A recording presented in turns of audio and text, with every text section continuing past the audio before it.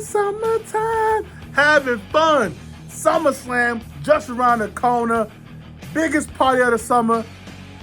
Not named Kendrick Lamar's Pop Out, which was a Drake lynching not too long ago on Juneteenth. Trying to strike a chord, and it's probably...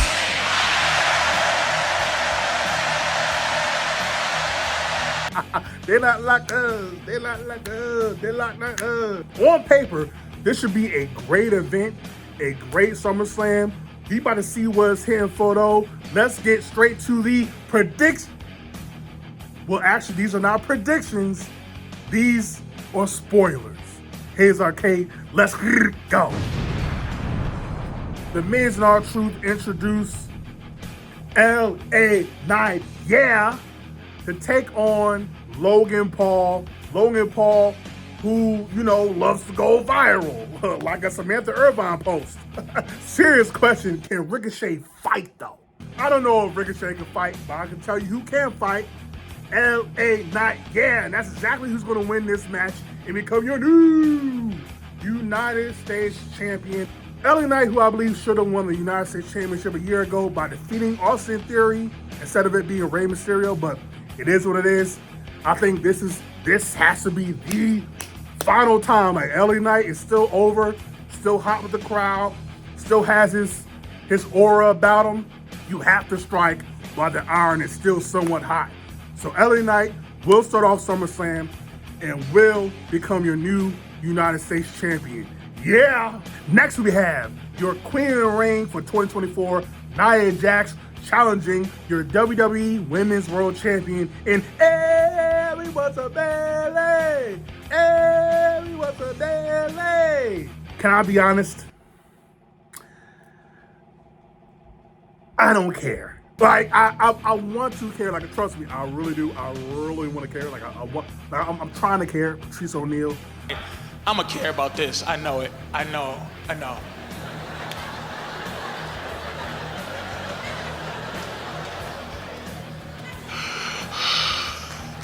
Oh wow. I don't give a damn. It's like, here's the problem. Bayley is the problem. Look, she needs identity. She needs to know self. She's no longer the hugger. She's no longer the mean girl with the bob. She's no longer ding dong. She's no longer the head of damage control. She has no identity. She's just Bayley, but there's nothing wrong with that. But her character is white folks' food. It's bland. It needs some spice. It needs some herbs. Like, it needs some sriracha, some hot sauce, some A1 steaks. It needs something. Now, on the other side, you got Nia Jax, who's been doing the best work of her entire career. She's not injuring people. She's great as a personality, playing that just, I don't want you to cheer me type heel, which are your best heels. I'm not trying to be cool. I'm trying to be a piece of crap that y'all will boo. And she's playing that to perfection. Because she's been getting booed most of her career, so it's kind of used to it. But that being said, Nia Jax is the best she's ever been in terms of a character, in terms of in-ring worker. With all that being said, I expect Nia Jax to lose. Yeah, I expect her to lose. There's a woman around the corner called Tiffany Stratton, who has the Money in the Bank briefcase, and I believe Triple H's booking style is, well, we're gonna have a long-term title reign for the women's champion, so that way when Tiffy cashes in, she cashes in on a strong champion, which Triple H again believes strong champions have to be champions for 5 years. So I don't think Nia is winning, mostly because I expect Tiffany to cash in on Bayley, just not at SummerSlam. Next, we have the Intercontinental Championship match between Braun Breaker, your challenger, and your champion, John Cena. Sami Zayn. I know DreamCon just happened. That's cool. That's dope. But that doesn't mean Sami Zayn, you got to cosplay as John Cena. Look, I love Sami Zayn. You love Sami Zayn. We all love Sami Zayn. That's not the issue. It's how he's being booked. He's being booked as that underdog fighting champion. It's like, bro, stop it. You just beat Gunther 4 or 5 months ago, which, by the way, I'm sorry to say it. Sorry, not sorry. He shouldn't have beat. Sami Zayn, I still feel, should not have beaten Gunther at WrestleMania. That was Chad. It should have been Chad. He took Chad's job. He took Chad's moment. I still feel that way. Yeah. Sorry, not sorry. I don't like explaining myself to niggas. Whatever. It is what it is. I love you, Sami Zayn, but out here, always overcoming the odds, beating everybody, just like, it's getting tiring, man. All you need now is the jorts and the ball spot in the back. Do. I'm just saying, Sami Zayn, Sammy Bartholomew Zayn. I don't know what his full name. That'd be crazy if his full name was like a Jamal or Bartholomew or something like that. But like, I need him to get a Joe Jackson type of ass whooping by Brian Baker, a black mama in a grocery store type whooping. Like, I need that to occur, and for Brian Breaker to become your new Intercontinental Champion. I think it's going to happen, because if it doesn't, God help us.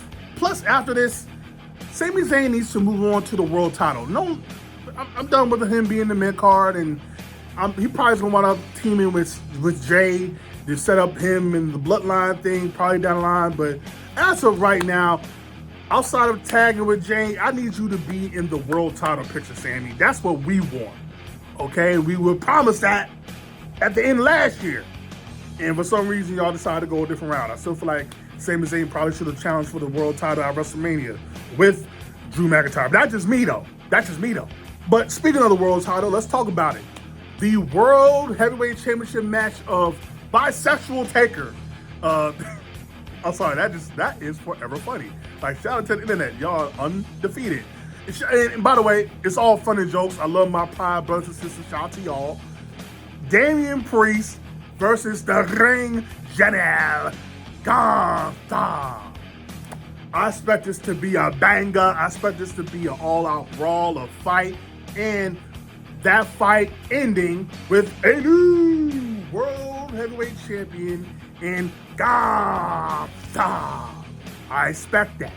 Look, I know they're actually telling a great story with Damian Priest basically being the common man, the Dusty Rhodes of our time, the Eddie Guerrero of our time, right? The Booker T of our time, the common man that came from nothing, from the streets and all that, and you have this privileged man who thinks that he knows all and he's better than everybody.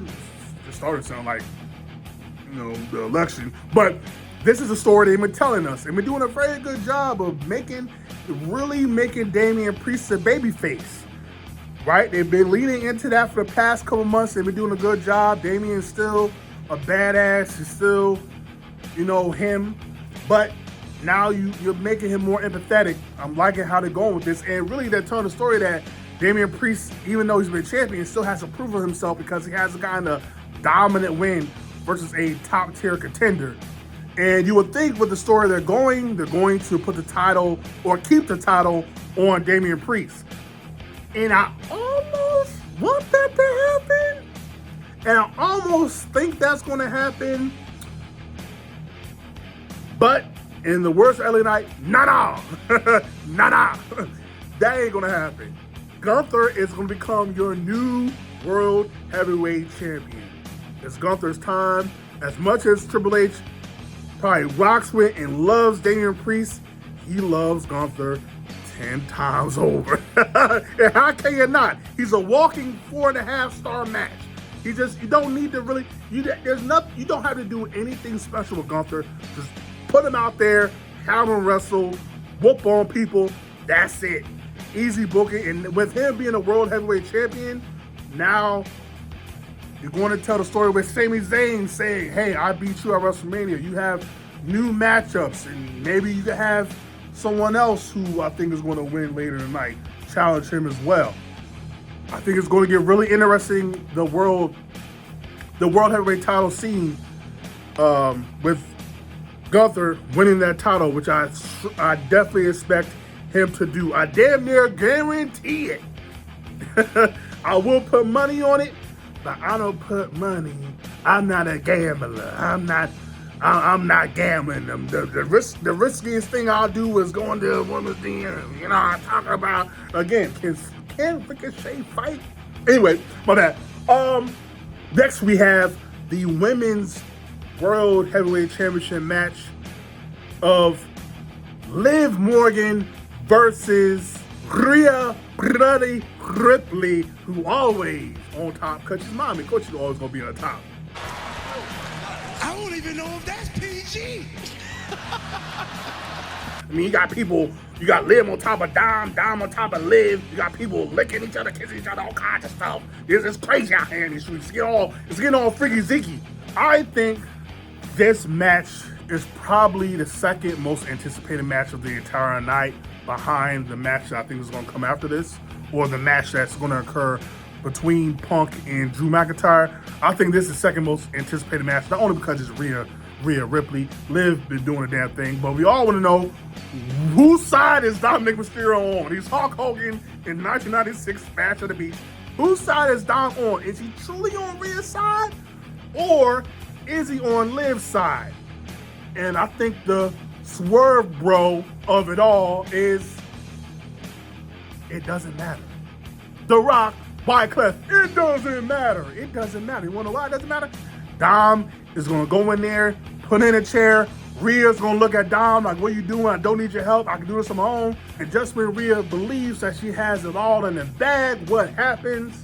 Boom! Rhea out like a light. Like a light. Out like a light. By who? By Finn Balor. Finn Balor takes out Rhea Ripley, distracts Rhea Ripley, however you want to call it.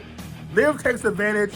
1, 2, 3, and still your WWE Women's World Heavyweight Champion, Liv Morgan. This entire time, we thought it was Dom who was working with Liv.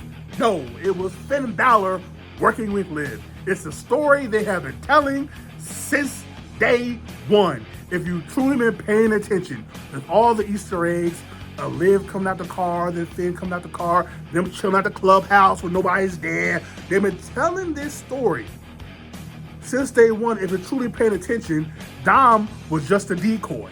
Dom was doing what Dom does and played it stupid, but he wasn't playing. He was playing stupid, but he wasn't playing.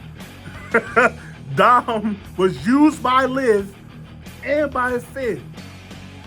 Why Finn turned on Judgment Day? Why did he turn on Rhea? Because Finn was supposed to be the leader of Judgment Day when he took the faction away from Edge back 2 years ago. It was supposed to be his faction, but you know who people consider the leader? Rhea. You know who people consider the leader? Damian. You want to know why? Because they became world champions. They innately became the leader once they became world champion.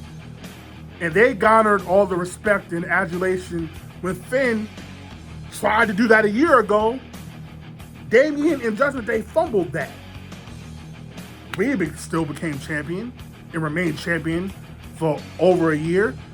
Damian Priest was able to become champion. Why couldn't Finn become champion? And he blames Judgment Day for that, because they weren't focused on him. Well, you know what? Finn took the matters into his own hands with the help of Liv, and now they're not only the tag team champions, they have the World Heavyweight Women's Championship in their faction as well, setting up a feud between Liv and Finn and Damian and Rhea, who are now ousted out of the Judgment Day. So I think that's what's finna happen. This all a decoy. Now, will I be surprised if you do the typical Dom turns on Rhea? I would not be shocked. But I think the better story is Finn, and pushing Finn back up to somewhat of a prominent role that he really hasn't had since his NXT days. So I really want that to happen. I hope it happens. We'll see what happens. But now we're on to, in my opinion, the main event of the entire card. CM Punk, look in my eyes, what do you see? Versus Drew McIntyre. Feud of the year, and they haven't even wrestled yet. That is insane. That is insane. That's storytelling, ladies and gentlemen. They found a way to keep this feud hot for 7 months, even though they haven't touched once in terms of being in a match. Brilliant. And you have Seth Rollins as your special guest referee. I know a lot of people are going to be talking about SummerSlam 97, SummerSlam 97, SummerSlam 97. I get it, understand it. Undertaker, your champion. Brett, your challenger. Shawn Michaels, your special guest referee. Inadvertently costing Taker his title by helping Bret Hart. Who was Seth inadvertently help? Would he inadvertently help Punk? Would he inadvertently help Drew? To me, this is not the story to tell. Nah, this is not the story to tell. In my opinion, the story to truly tell with Seth Rollins being the referee is not Shawn Michaels of 97.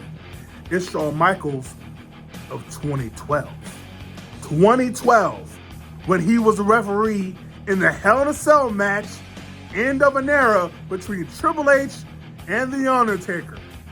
That's the story I think they need to tell. We could do the easy peasy lemon squeezy of, Seth fumbling or somehow inadvertently or maybe on purpose taking out probably Punk and Drew win.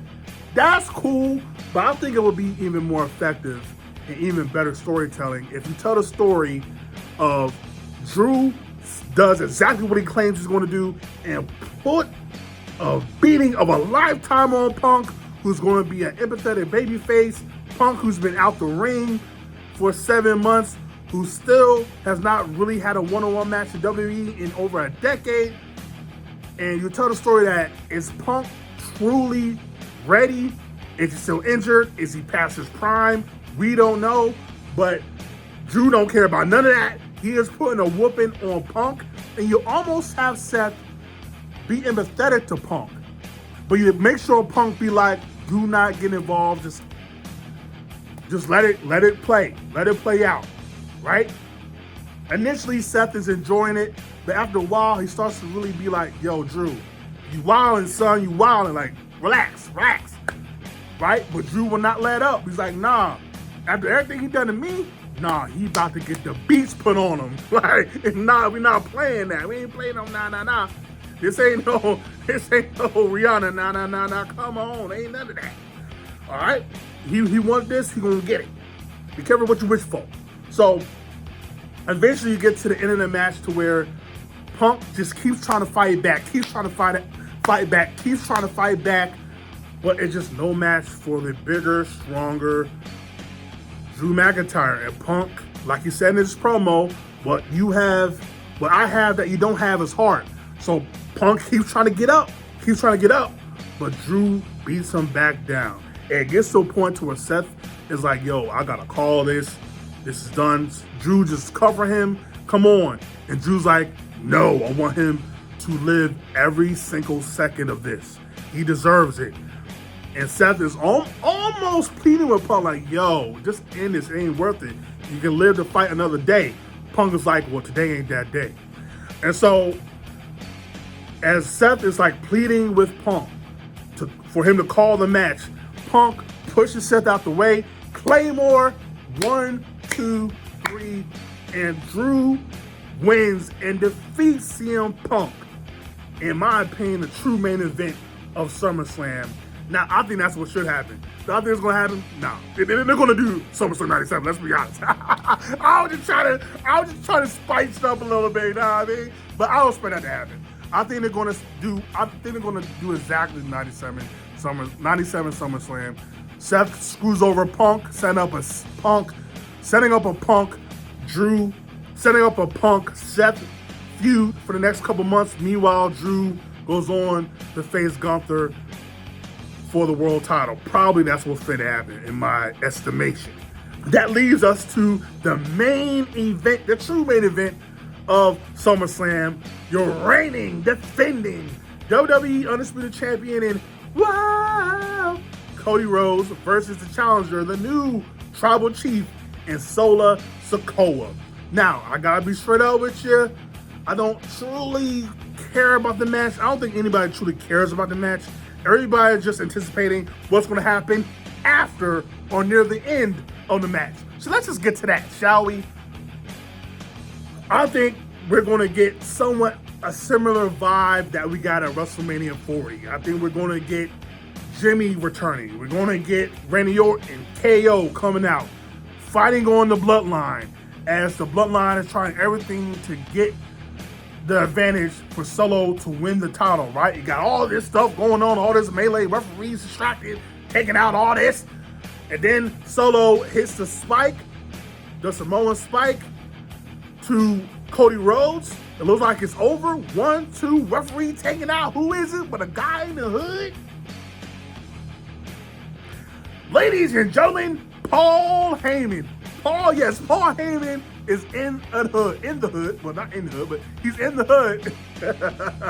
Paul Heyman can make it in the hood. I definitely think he can make it in the hood. But anyway,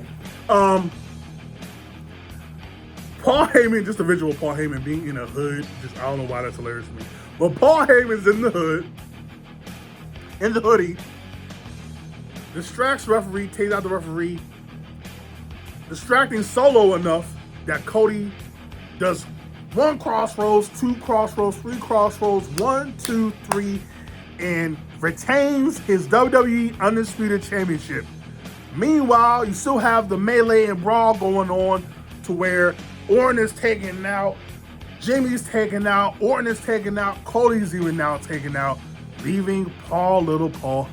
I don't know if anybody's ever said Little and Paul Heyman in the same sentence, but Paul Heyman all by himself, and Solo and possibly the Bloodline surround him, just like they did when they initially took him out a few weeks ago on SmackDown. And as Paul Heyman is pleading, like, no, the camera zooms in on Paul Heyman's face, and he has a smirk on his face. And you know what that means. Ba-boom. Ba-boom. Roman Reigns makes his return, walks slowly down the ramp as only he can, goes face to face with Solo Sikoa. Solo backs down, walks away with his Bloodline as Roman Reigns picks up Cody Rhodes, picks up Paul Heyman, and now Cody and Heyman are side by side together with Roman Reigns, and that's your lasting image of SummerSlam 2024. And that's how I feel things are fitting to go. And that ain't a prediction, that's a spoiler.